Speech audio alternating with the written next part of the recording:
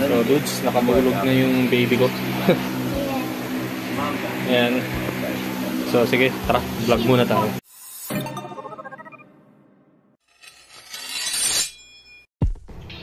So eto na tayo. Ayan. So mga dudes, sabi ko kung natapos niyo yung yung last video natin, sinabi ko doon na meron tayong bagong pamalengke, si pamalengke number 2, which is ito na yun. Gawa lang na din natin ng konting review. So ang unit na to, tuktok yung commonly known siya na tuktok, na ang nakuha natin is ito, Charan, Bajaj Maxima na unit. Okay, kulay white ang ginawa namin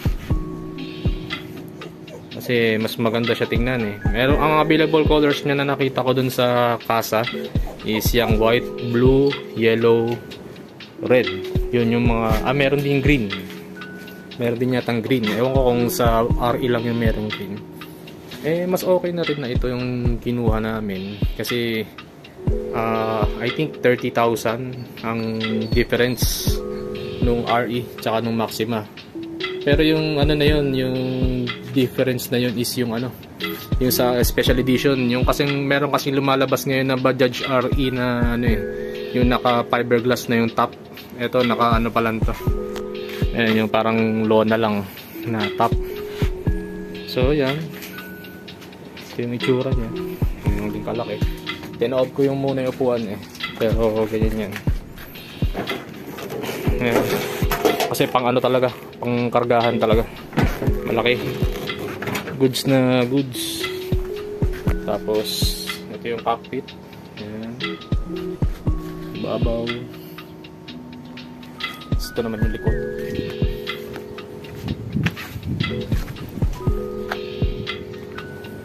Ayan, papakita ko sa inyo lahat yan. So sige, start muna tayo dito sa ating harapan. Ayan, maganda yung niya, maganda yung muka, maganda rin yung yung logo Maxima. So itong headlight ito ang ganda dahil parang yung headlight niya parang kotse, ang layo nung nararating nung high beam, saka maliwanag yung low beam. Tapos ito rin ang isa sa pinagkaiba ng ng Maxima sa RE, yung front na suspension niya dalawa, which is dun sa RE naman is isa lang. Yan. Okay. Tapos yun nga, malaki ang space kumpara sa RE. Yan. Ito, nakalock. Pero nandito yung nilak ko kasi iniiwan ko sa palengke. Kasi nga, si pamalengke number 2 to.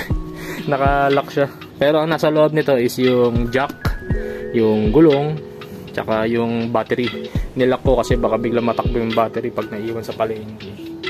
Yan. Sa baba, isa lang ang pedal niya, which is yung brake lang. Kasi ang controls naman yan is nandito sa dashboard. Pero mamaya balik tayo dyan. Tapos ito nga, napakaganda ng ng second row seats kasi napakalaki ng legroom. Ayan. Paano ko masasabing malaki? Ayan. Ngayon yung chinelas ko, size 10. Size 10 chinelas, pero parang ang liit niya sa loob. May kasama nga palang na flooring ito kasi bagong car wash yan. Ayan, sinampay ko muna rito.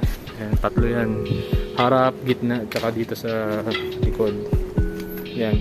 Tapos itong seats, yan, kasi nga talagang pangkargahan to yan, ganyan siya. Tapos kailangan itong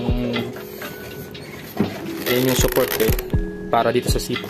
Nakatama yan talaga dito para yan hindi siya bumagsak. Para pwede mo makargahan ngayon to. Tapos bili ka na lang ng siguro ng rubber na pang cover diyan para mas malaki yung space. So yan, ganyan kalaki ang ang cargo space. Tapos hindi katulad nga ng RE. Yung sa RE kasi walang ganito. Ayan. Wala siyang tailgate. Ito may tailgate kasi talagang pangkarga. Pwede nga dalhin sa airport to eh. Nakuha ng pang-sundo. Ayan. Maganda rin yung ano, yung mga brake lights, park light. Parang ano eh, pagka medyo sa malayo ka natingin, kala mo owner eh, hindi siya ano, parang owner lang. Okay, maganda ang ano nito. Kompleto kasi may reverse to eh. Itong unit na to. Kaya yung ilaw niya rito sa brake light, meron ding reverse ito sa gitna. Ito yung reverse, brake, tapos yung signal light. Tapos yung cover niya, ayan. Transparent na ano, pati sa kabila meron. Dito yung kargaan ng gasolina. Gasolina to. Meron din tuktok na ano eh, na diesel. Yung ano yata yun, yung Piaggio 8 ba? Tama ba? O ay tama nyo na lang ako kung mali ako. Pero parang yun yata eh, Piaggio na 8 ang diesel na tuktok. Pero kung mali, sige i-comment nyo lang dyan para matama nyo yung pagkakamali kung mali ako. Tapos ayan, so balik muna tayo sa dashboard. Okay, so yan. Ang sarap actually na i-drive na ito. Kasi ano, since kakakuha lang namin ito, parang 1 week pa lang yata. Sa ano namin kinuha eh, sa Moto Central.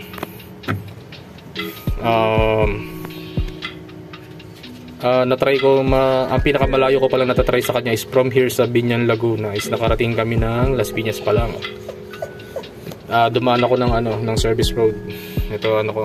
May checkpoint pa nga nung dumaan ako eh. Hindi naman ako hinarang. Puro mga motor lang hinaharang. Ayan, ganito. Ito upgrade na to. Kasi ano eh, walang patungan. ito lang. Tapos pansamantala, naglagay muna ako ng wiring kasi isa sa unang problema, ayan, dito rin sa likod eh.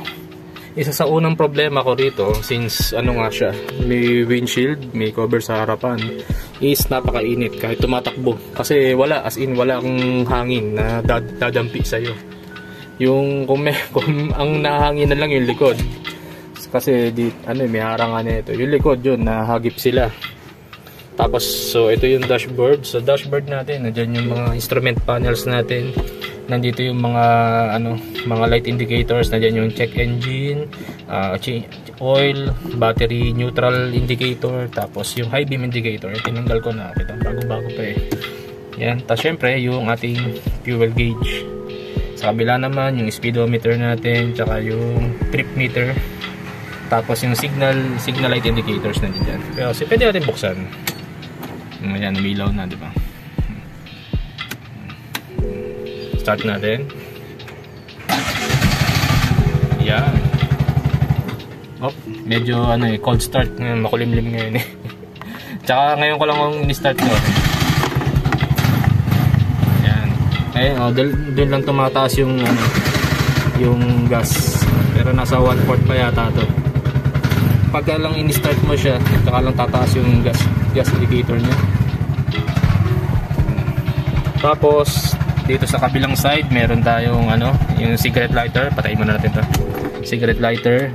Ayan, 12 volts na ano, socket para sa cigarette lighter. Tapos pwede rin natin kabitan ng ano, ng mga ito ginagamit ko ngayon dyan. Ayan, kasi ang init nga eh.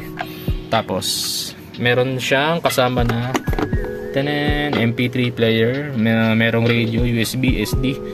Tinry ko yung USB ko rito na merong MP3, hindi siya nagpe-play. Ewan ko kung bakit. Baka compatibility issue. Sana hindi naman siya sira, no? Tapos magkabilang side, ito, tsaka ito. Parang ang sukat ko yata rito is ano, 3-inch na speaker. Kasi binuksan ko to eh. Actually, pwede kong buksan. Papakita ko sa inyo. Ano lang to eh. Teka. Oh, ito, ayan, nabuksan ko. Naka-ano lang yun eh, naka-clip lang yan dito. Itong dalawang clip. Ayan o. So, ano siya? Teka, sukatin natin para ano tayo. Kasi ako, trip ko rin na ano eh, na merong sound system. Sukatin natin yan. So, yan sinukat ito sinukat ko. So yun, 3. So siguro 3.5 to. Pero ganito ang way ng sukat ko sa kanya eh. Pag ganyan, no. Kung may mali sa akin, sabihin nyo lang. O baka itong bilog lang na to ang kailangan sukatin. Okay, lapit natin kung yan lang. So kung yun lang kailangan sukatin. Ayan, kulang-kulang ng 3 inch. Ayan, kulang sa 3 inch sukat. Pero anyway, siguro nga to, 3 inch. Kasi meron akong binili na 4 inch eh. Medyo, syempre malaki ng konti dyan. Kasi 3 inch yan eh. Ayan, so ayan. Okay din naman. Sige, testing natin. Buksan natin. Medyo mahina signal eh. Nasa kasi ako. Hanap tayo ng iba. Yung maganda signal naman din. Radio yan ha. Mas ganyan yung tunog. Buka natin lakasan.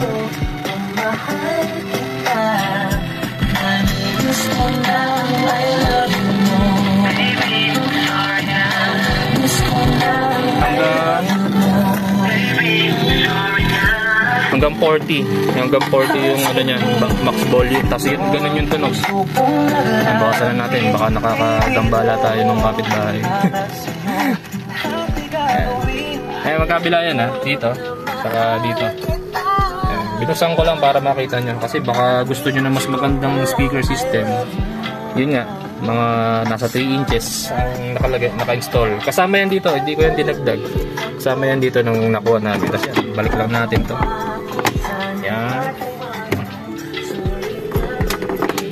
Tapos off muna natin. So balik tayo dito. Tapos sa kabilang side is compartment naman na may susi. At yung susi niya, yung susi lang din ng para sa susian niya, pangbukas ng makina. So ayan, ganyan lang siya kalaki. Yung so documents lang nakalagay ko rito. Tsaka yung nga pala, may remote, yung player na. Ayan, dito yan. Remote, dito ko tinago. Okay. So balik natin dyan, susi uli natin. Ayan, problema rito, masyadong fragile. Yan, so yan yung niya, yan yung dashboard. So kung wala to, ayan, wala tayong patungan, ganyan lang itsura niyan dito. Actually mas malinis nga siyang tingnan eh, kasi parang na rin yata to.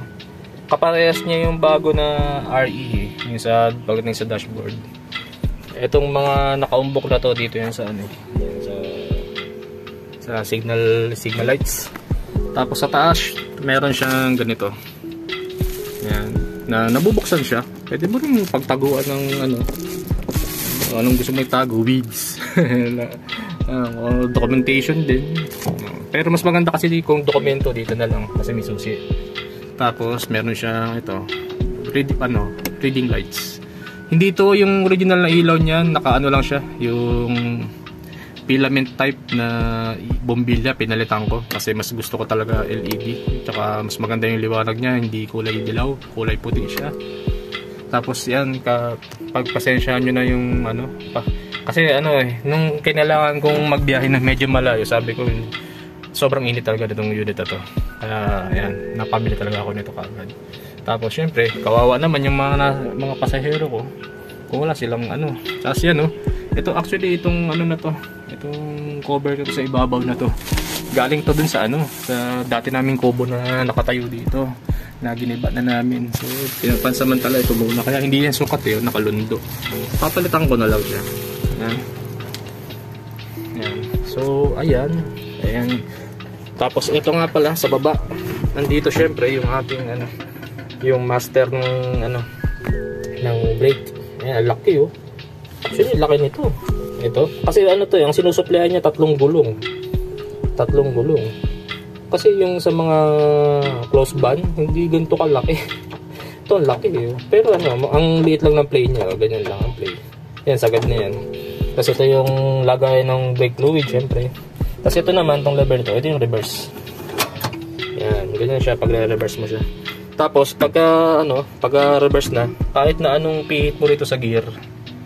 Yan, ito kasi pihitan ng gear niyan kahit na anong pihit mo diyan, magre-reverse siya kahit ilagay mo sa primera, segunda. Magre-reverse siya basta pinihit mo to. Tapos yung guhit na to, yan, Tapos may nakita ka dyan na parang ayan, no, yung nakalubog. Yan yung indicator kung saan nakatutok yung gear mo. Ayan. So yung guhit na yan, yun yung neutral. Tapos pagka mag-change ka ng gear, ito yung clutch. Ayan, mag-primera ka. Ayan. Tapos talo na segunda, ganyan, tercera, kwarta. Ayan, ganyan lang siya. Ano ko lang. Ayan, primera, bigay. Ayan. Segunda, ganyan. Lagatin neutral. Yan, ganyan. Tapos dito, syempre, yung accelerator sa sa switches niya, ang busina, yung headlight, park lights, ito, park lights, tapos ito yung wiper. Ito naman yung sa high beam and low beam, tapos syempre yung left and right signal lights. So sige, testingin din natin. Ganito yung tunog ng niya, ng busina. Ayan. Tapos wiper muna. Dito tayo sa wiper. Tapos yung start natin muna ulit. Ang start nga pala niya dito, wala siyang starter switch dito. Yung starter niya nandito, parang kotse. Ayan, kung may makita yung symbol, meron dong ayan, papakita ko yung symbol. Ayan, merong kuryente. So ibig sabihin yan, di ba? Start yan. So start natin. Yun. Sa baba rin nga pala, ito yung sa radyo kanina. Kasi ito hazard switch. So pindutin mo natin yung hazard, tapos palabas tayo. Yan. Yan yung itsura niya. Tapos buksan natin yung patayin mo natin ito yung hazard. Park light, buksan natin. Isang pindot lang muna. Park light muna. So nag-engage yung digital panel natin sa loob. Yan. So iilaw itong nasa gilid, yung mga park lights. Yan. Pati sa likod yan. Ganun din. So visible ka. Yan, nakabukas na. So visible ka sa likod. Pero maganda sana parang gusto kong gawin dito, lagyan ko ng yung third brake light. Lalagyan ko ng third brake light diyan. Okay, so buksan naman natin ngayon yung isa pang pindot ulit. Yan, ayan, nakabukas yung headlight. Yan, high beam natin. Yan, lakas kaya niyan. Sige, magbibideo tayo pag dumilim. Yan, yung high beam, nakabukas na lahat. Tapos syempre yung signal light, yan, kikita naman dito kung ano yung umiilaw. Yan, left and right siya, wala siya ng gitna. So left and right, o kaya ibalik mo lang sa gitna pag gusto mong off. Hindi siya yung napipindot tas para ma-reset, ganun siya, left and right. Ayan, kasi nakabukas yung indicator ng high beam, low beam. Okay, so patayin natin. So yun, okay. So ito nga pala handbrake o parking brake. Ayan. So medyo malalim siya. Tapos dito naman sa kabila meron siyang bottle holder. Tapos equip din nga pala ng ng tawag dito. Equip din siya ng seatbelt. Sige, papakita natin. Sige, buksan natin. Kasi wala, nilagyan ko na talaga ng lock. Dito nga pala yung lock niyan. Kasi baka manakaw yung ating battery. Tapos nilagyan ko na lang siya ng cover na kasi para hindi masyado maingay. Buksan lang natin to. So yan, buksan na rin natin to para makita nyo.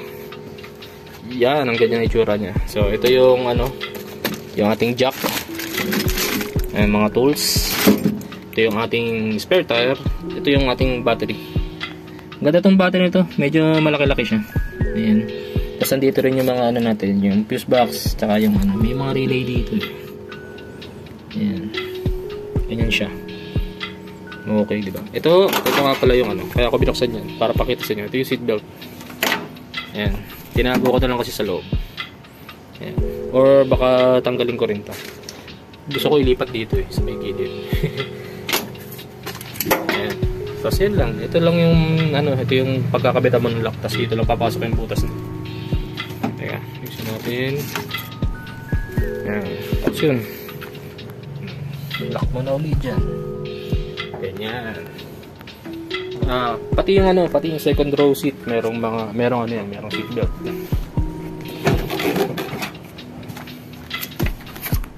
Ito yung mga seat belts niyan.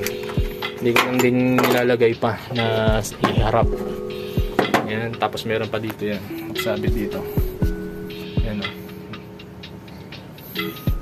Tapos, ito yung gilid niya. Yung second row lang may pinto. First row, yung driver side wala. Tapos, ito, naibababa to. Hindi ko lang muna binaba. Ito yung yung snorkel niya na air intake. Kung nga pala parang hindi maganda yung pagkakagawa ng Bajaj dito. Kasi nung umulan, wala tulo to. Itong magkabilang side tulo. Yun siguro isa sa mga hindi maganda rito sa unit na to. Or baka sa akin lang, kung meron sa inyo naka Bajaj Maxima, sabihin nyo lang kung yung sa inyo walang tulo. Kasi sa akin meron. Tapos dito tayo. Papakita ko sa inyo yung engine. Binuksan ko ito kanina eh. So yan ang makina niyan. Siguro ito yung ECU. Tapos ito may air filter siya rito. Ito para masuplayan ng hangin tong yung throttle body. Ito tingin ko ito yung throttle body nga. Ayan, malaki. Tapos naka naka differential pala to. Ayan ayun yung gearbox Ayun, meron ang lagayan ng oil ng gearbox Ayun, lagayan ng oil ng gearbox. Ito naman yung lagay ng oil sa ibabaw. Tapos meron siyang ganung kalaki na na oil filter. Ayun, ang laki. Ayun yung kulay itim na yan. Ang laki ng oil filter niya. Ayan. Tapos ayun yung tangke. Tangke ng gasolina. Ayan. Tapos okay naman siya. Maganda yung mga support. Tapos kita mo rin dito yung suspension niya. Ayan, naka-spring suspension na merong merong hangin din. So gas and spring siya na klase ng suspension. Parang sa mga motor din. Tapos ito yung sa yung sa reverse. Yung ito, yung ng cable nun. Tapos dito naman yung baliktad yata. Mukhang dito ang sa reverse Bale, sisilipin natin yan pag malalaman ninyo kung yan nga ba. Mukhang ito ang gear. Ito ang gear. Tapos dito ang reverse. Malalaman natin yan. Teka, para malaman natin, sige, pipihitin ko yung reverse.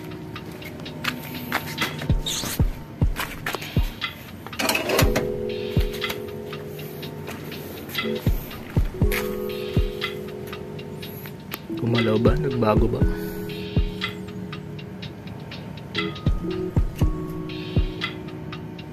Okay.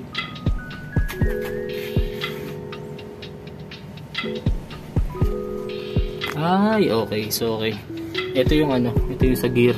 Ito sa ito yung sa may speedo. Yung connection. Oo, tama. Dito yung sa speedo.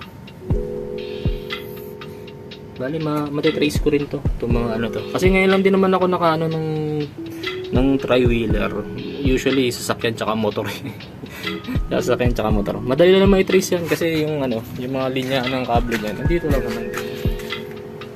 Ito lang yan, Dito nga ina-adjust yung sa sa reverse Kasi minsan hindi ko makakit yung reverse, yung pagka minsan gumaganon.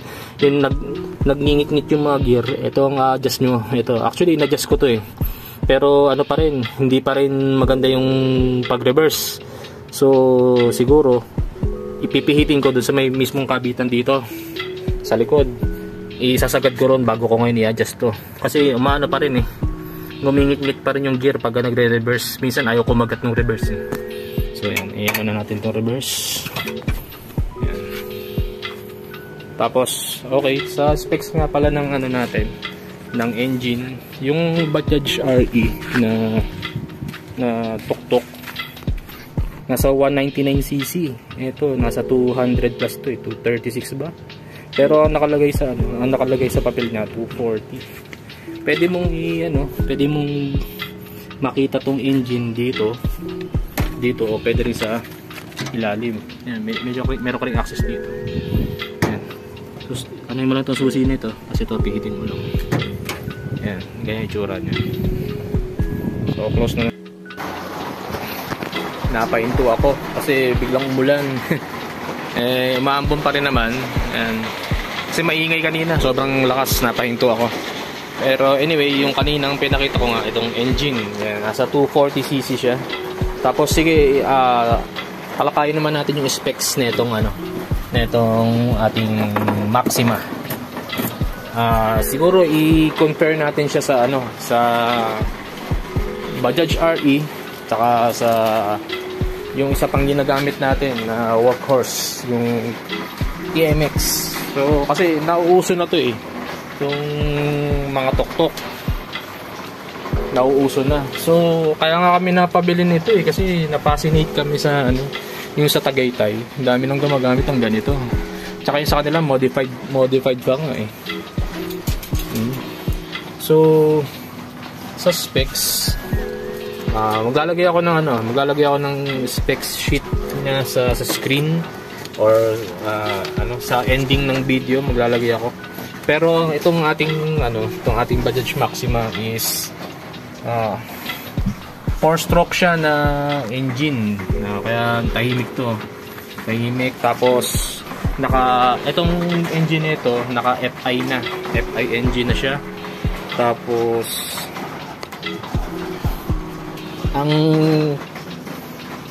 wala siyang naka-indicate sa body kasi yung Bajaj RE nakalagay doon naka twin spark. Pero ang alam ko itong Maxima na to naka twin spark din ang engine nito. Kasi yun yung patented na trademark ng Bajaj Actually kahit yung mga ibang motor ng naka tri-spark pa nga yung ibang motor ng Bajaj Alam ba yung naka tri-spark? NS yata yung naka tri-spark Ito naka dual bali sa specs ang nakalagay is 4-stroke DTSI. So digital twin ignition ba yun? Basta ganun. Basta dalawang spark niya.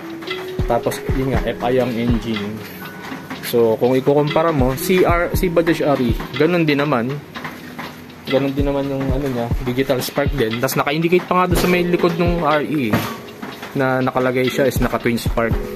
So kung i-compare mo naman siya sa TMX kasi syempre pagbabasihan natin yung pang tricycle din, yung pang commute din. Si TMX is ang alam ko si TMX naka-carb pa rin carburetor pa rin So mas tipid siguro to dahil naka-FI. May TMX na ako dito Yan. Isa yan sa natin i-rebuild natin balang araw yung TMX yan, babalik natin sa dating glory niya. Tapos sa gulong, alam ko sa specs itong gulong niya harap at likod naka 10 inch na wheel yan, 10 inch. Si RE naka 8 inch lang. Tapos syempre si TMX malaki Tapos ang tank capacity ng kanyang gasolina is nasa 8 liters. Mas lamang si TMX, si Maxima kasi tsaka si RE 8 liters. Si TMX naman is 8.6, so lamang siya nung 0.6 liters na capacity. Ang pinaka panalo lang dito kasi nga malaki yung engine niya, nasa 200cc na yung dalawa. Yung si RE 199, ito naman 240. So syempre mas malakas ang kapangyarihan ng engine nito. Kaso kahit sabihin mong mas malaki ang ang displacement ng engine niya, yung top speed nito lang sa record niya is nasa 60 lang ang top speed. Pero ang kinaganda rito, ang lakas nung nung torque. Kaya siguro namamayagpag sa Tagaytay ito kasi ang torque ng TMX nasa 9 lang yata Sige, para papakita ko rin sa inyo mamaya yung actual na specs nung tatlo pagbabasihan ko na nito. Ito, ang alam ko, ang torque nito, max torque nito nasa 20. So talagang panghatakan to. Tama lang din kasi unang-una mas malaki to kaysa sa tricycle. Ayan, parang baby owner na nga ito eh. Tapos syempre malaki rin yung ano, yung body nito. Body. Kaya yan, tapos syempre ang drive nito is naka ano na, naka tawag dito, naka differential na. So mas malakas ang hatak nun kumpara sa naka chain drive, di ba? So yan. Ano pa ba? Actually yan. Tsaka yun nga, makikita nyo sa maglalagay ako sa screen ng specs nito para makita nyo yung differences na ikaw ba, ano bang bibilid mo? Kung gusto mo mamasada, magti-TMX ka ba, Bajaj Maxima o RE? Tapos between Bajaj Maxima and RE, yung bang magdadagdag ka ng 30k, 40k para makakuha ka ng Maxima, worth it ba? Ako para sa akin, okay naman, worth it. Kaso ang problema mas maraming previous yan, si RE kesa kay Maxima. Kasi bakit? Mas mabenta kasi si RE ngayon eh. Meron isang variant pa nga to ni Maxima yung yung drop side ng likod, yung as in Maxima cargo talaga siya, pangkargaan. Actually ito nga ang ganda na ng kargahan nito eh. So okay, sige, pakita ko na lang yung specs sa screen. Tapos isa pang topic dito is yung mga, actually nagustuhan ko naman to. Actually matagal ko nang gustong makapag-drive ng ganito o magkaroon ng ganito. Syempre iba yung gusto mo tsaka sa magiging ayaw mo. Tapos syempre nalaman mo yung ayaw mo kung kailan na gagamit mo na. Siguro as of parang nakaka 2 weeks na to dito sa amin. Nakaka 2 weeks na. So balik tayo dito. Ang ayaw ko dito kay Bajaj Maxima. Hindi ako sure pa kay RE kasi ang na-testing ko lang si Maxima eh. So una, yun nga, yung una kong sinabi agad na napakainit niya. Kasi nga dahil nahaharangan ka netong windshield. Hindi katulad ng pag nagmamotor ka, 'di ba? Syempre, windswept tayo pag nagmamotor.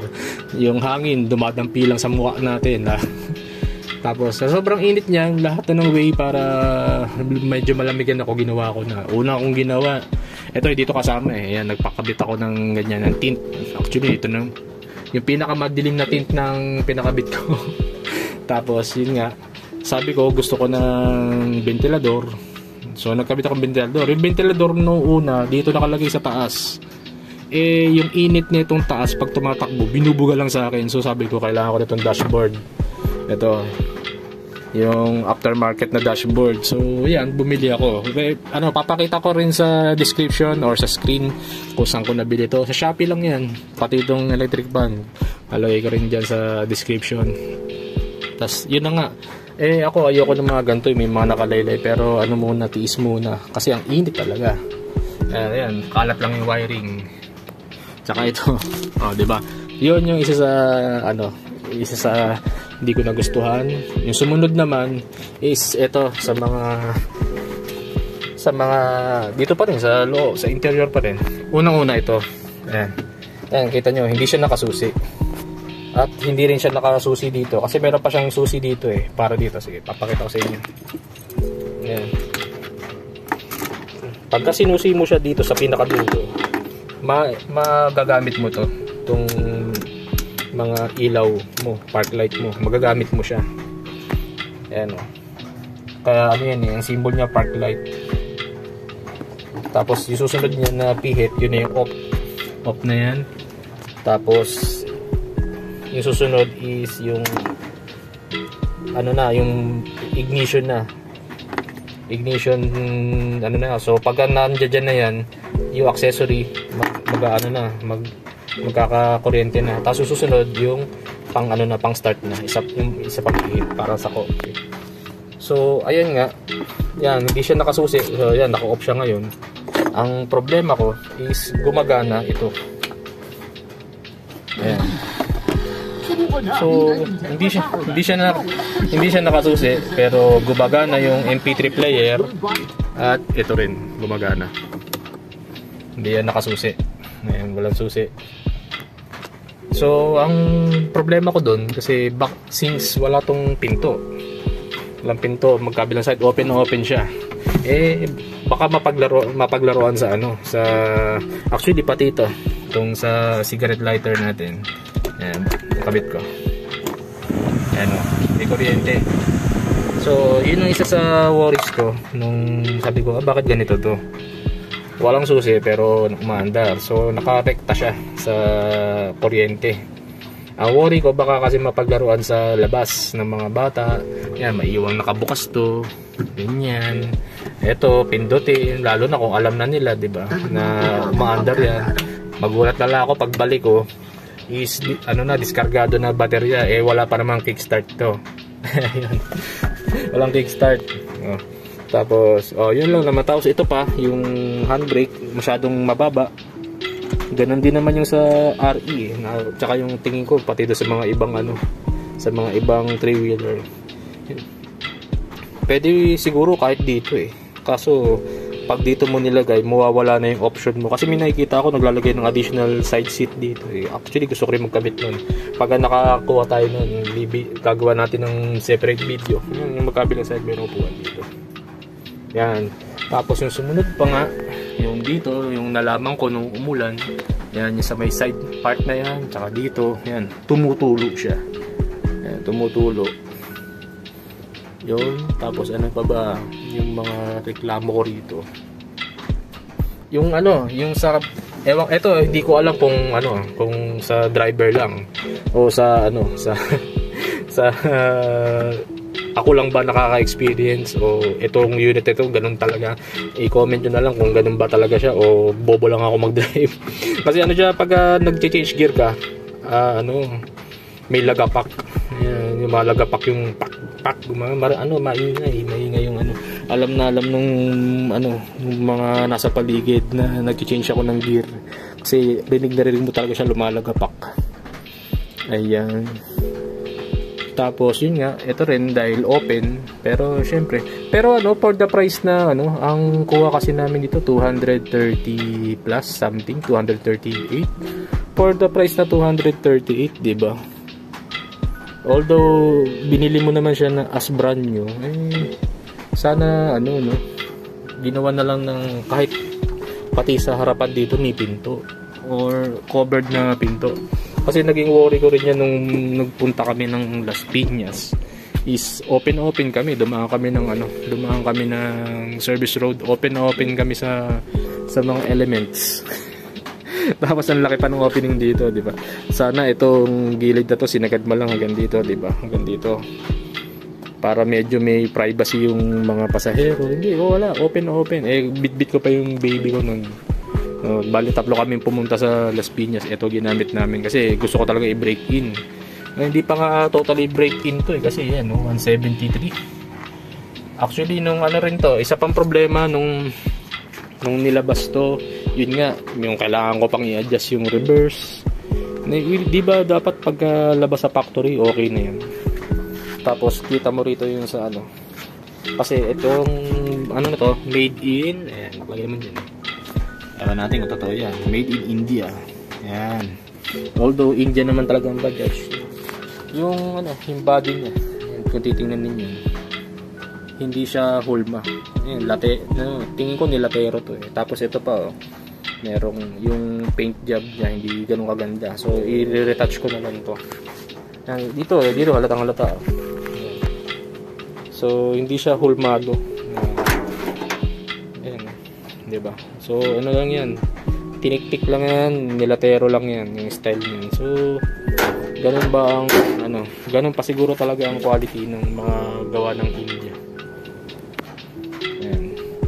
Tapos ito lang yung makapal, naman to. Maganda rin sana kung kasi pero hindi mo rin hindi mo rin masasabi kasi pagka ini-import pagka ini-export nila to kasing itong Bajaj nakatanggal to. Pag lumabas to sa container, kasi nakakita ko na to sa pier, nagdadrive ako ng truck Pag lumabas to sa container, yung ibabaw wala. So kaya may kaya may guhit yan dito Yan, yung line na yan. Tapos dito yung connection niya. Kasi pagka ito diniliver, walang ano, nakatanggal pa yung ulo. Tapos yung mga parts ng ulo niya nandito sa may gitna. Para makasave sa ano, sa space. Ganun siya nung diniliver.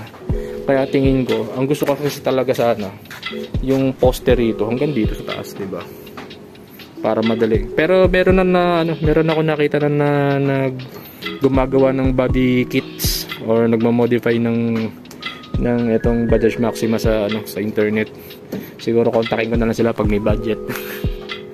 Tsaka kung merong willing na mag-donate ng budget, kaya kayo mag-subscribe na kayo. Mag-subscribe na kayo para ma-update natin ito ng maayos. Pakita ko rin pala muna din sa inyo yung kung paano lang ibalik tong upuan. Sa kabila. Babalik natin itong upuan. Medyo ilayo ko lang to kasi baka maipit nung ito. Kasi ito meron naman siyang hilahan dito. Ayan. Silahin mo lang siya. Ayan. Tapos kaya mo lang siyang baba dyan. Ayan. Ayan. Kaya ako inano kasi baka iipit eh. Ayan. Tapos meron siyang mga pangsabit dito. Ayan. Tsaka ito nga pala pwede itong paghiwalayin. Ayan. Naka lang siya dito. Ayan. Pakita sa inyo. Ayan. Pwede siyang isa lang. Kung gusto mong isa lang ang ang ibababa mo na cargo, pwede rin. Ayan. Ayan. So ganyan siya. Tapos para mag-lock siya, ito, yan siyang strap dito. I-hook mo lang siya dito. Tapos yan, binaba ko na itong cover sa likod. Nagpe-fade na yata ito. Oo, nagpe-fade na. Yun lang. So yan, -1. Kasi yan, lang yan, naka-velcro. Ayan. Titingnan mo yun. Kung titingnan nyo yung space pa, ang laki pa.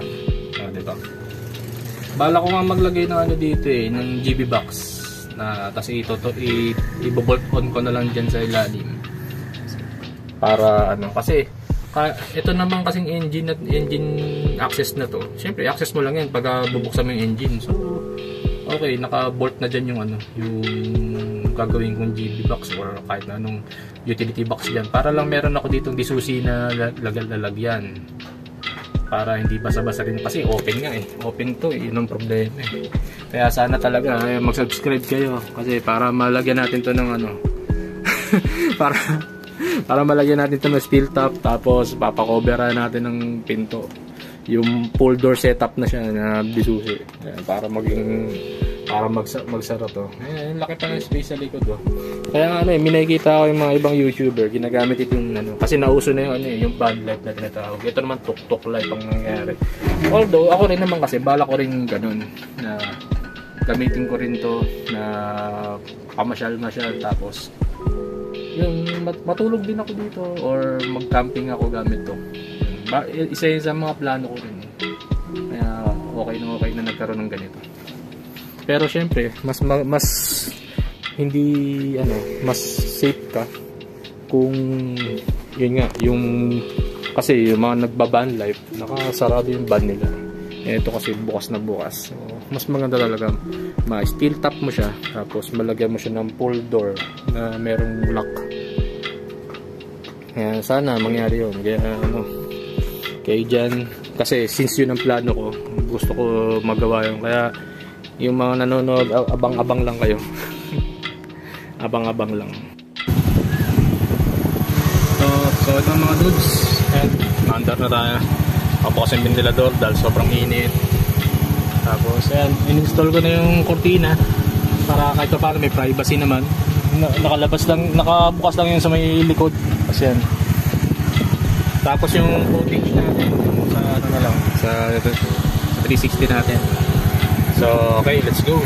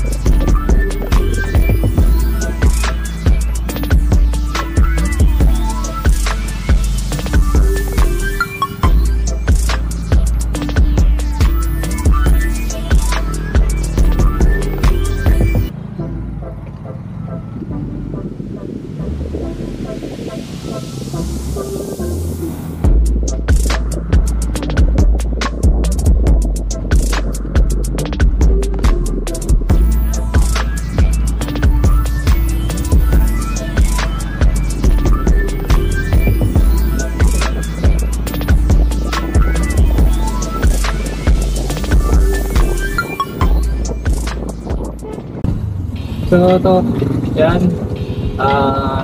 Panoorin nyo ako. Drive lang natin to. Bits lang, ikot na tayo. Makita nyo lang kung paano siya i-drive. Tapos yun nga, dahil dun sa sinabi ko kanina, meron siyang lagapak. So kung i-check nyo kung paano yung way ng pag-drive ko, baka ako may problema o baka itong unit. Kung meron nakakalag sa inyo para matanggal yung lagapak o talagang normal pa yun. Kasi sa kasa sinabi normal lang daw yung lagapak eh. Kasi dinala ko to dun sa kasa eh. Nung hindi umaandar yung speedometer niya. Dinala ko to sa kasa. Tapos yun nga, nabanggit ko yung mahirap mag-reverse. Kaya tinuruan ako nung kung paano mag-adjust ng reverse eh. Tsaka yung yun nga, may lagapak, tinanong ko. Rinig yung kampyada. So sabi nung mekaniko doon, normal lang naman daw yun. So okay, sige. Umalis ako ng kasa na hindi nila check yun. Tsaka since mataas nga ang nito, ang torque nitong maxima, nasa 20 ang max torque nito, 20 Newton meters. Tingin ko talaga to, kailangan konting birit lang, hindi na nga dapat yung makina, dapat i-kampyada mo eh. So sige, i-drive na natin, ikot lang tayo.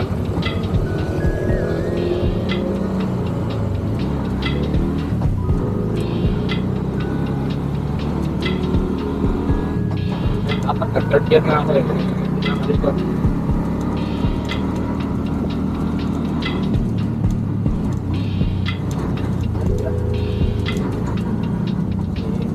Basta isang problema dito, masyadong malayo yung mga pindutan.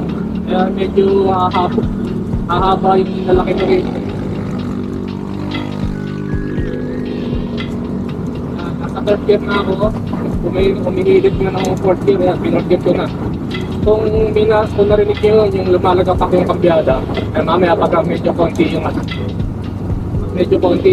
mga sasakyan, baka masigit yan.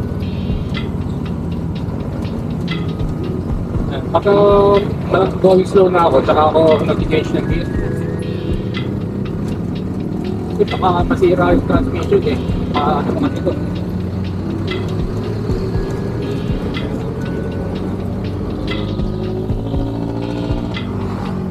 Ilang ako sa cellphone nito. Ayun mo na dito.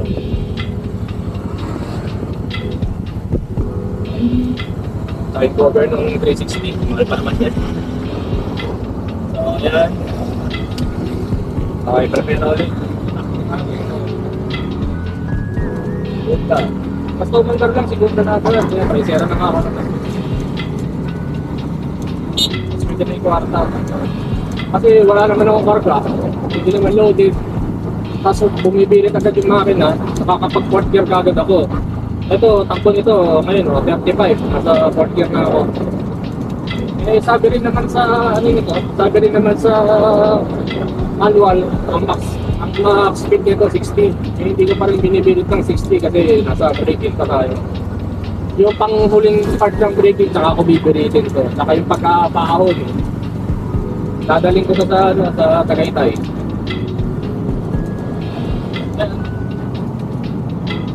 Medyo naiilang pa ako sa part na pagligo eh.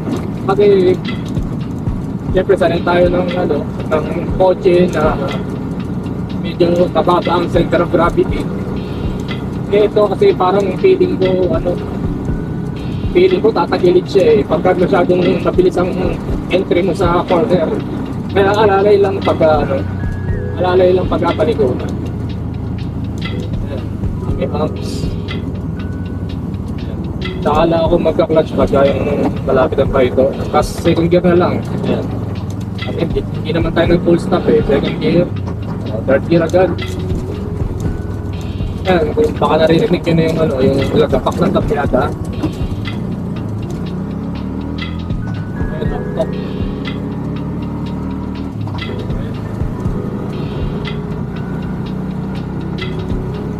Kung mali ako, okay lang, sabihin sa akin. Titignan natin kung tama. Kasi baka all these years, natagal kong magmaneho. Mali pa na ako mag-drive. Hindi natin alam, diba? Preno muna. Okay, clutch. Lipat din ang second gear. Ayan. Agad. Pwede naman kuwakta eh. Kuwakta ka.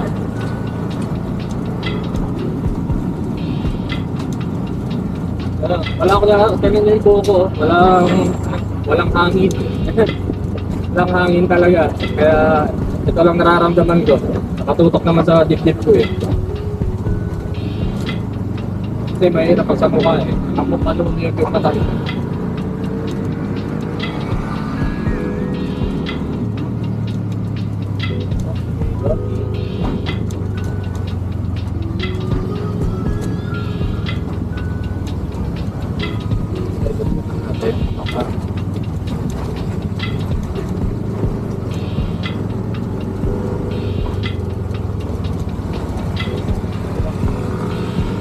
Medyo okay dito sa lubak eh. Dahil maganda yung suspension din sa likod. Sa harapan medyo ramdam eh. Kasi parang matigas yata yung suspension sa harapan eh. Naka-specs na rin ang gulong nito kanina bago ako umalis. Siya 38 PSI, parehas harap likod. Yun ang specs na kanya tire pressure. Maganda yung pamreno to, okay na okay din kasi sabay yung sabay yung tatlong preno nito pagka inapakan mo. Sa laki pa naman yung brake master nito.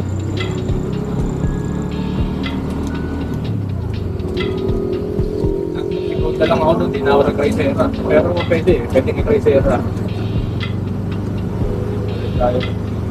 Dito tayo pabalik.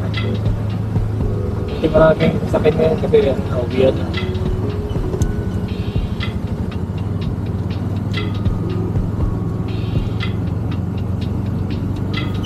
Ito.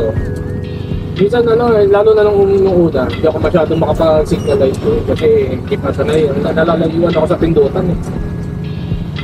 Nalalayuan ako sa pindutan. Kaya minsan, lalo na pagka nakapihit ako ng clutch, siyempre yung hinalaki mo, gaganon mo para mayakap mo itong handle pa. Minsan ang napang-pindot ko ng signal light itong kanang kamay ko, ginaganyan ko dyan. And yun, medyo nalasanay sa akin na rin ako sa pag-pindot.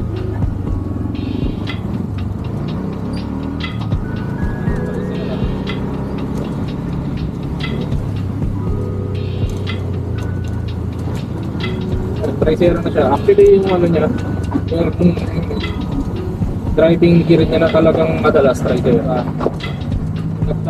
Nagsisiguro na lang ako. Hello, pagka nag-aano na. Gusto na niya mag-stall. Nung dumaan ako sa Riles, naka-Chrysera, parang gusto niya mag-stall. Kaya inawakan, biniga ako uli yung clutch. Kaya pag dumadaan ako dun sa Riles, kaya sa segunda ang kinukuha ko. Saka mabilis naman siya mag-gear kasi nga mataas ang knock torque. Pagka kasi mataas ang knock torque, isang benefit ng gano'n is mabilis kang makapag-change ng fuel. Saka yun na nga, yung pang ano, mas maraming kayang ahon ng sasakyan mo sa kargada sa bigat dahil sa nakasap ng torque. Ayan o. Konti pa lang natatakbo ko, gusto ko pinigil ng kapila. Buwata na ko. Upsteer na agad. Ilang poste pa lang yung natadaan ko, nang humingi ng kapila para wala pang isang poste. Max gear na lang, kasi okay na. Pag hindi ka pinahingin ko, hanggang hindi mo kailangan huminto, hanggang sa ano na yan. Nakabuhat na ka, okay na okay. Kahit medyo mumagal ka ng konti, pwede mong kabulid dahil sa torque. Masyadong torque yung makina, pwede mong kabulid. Kung medyo uubong na.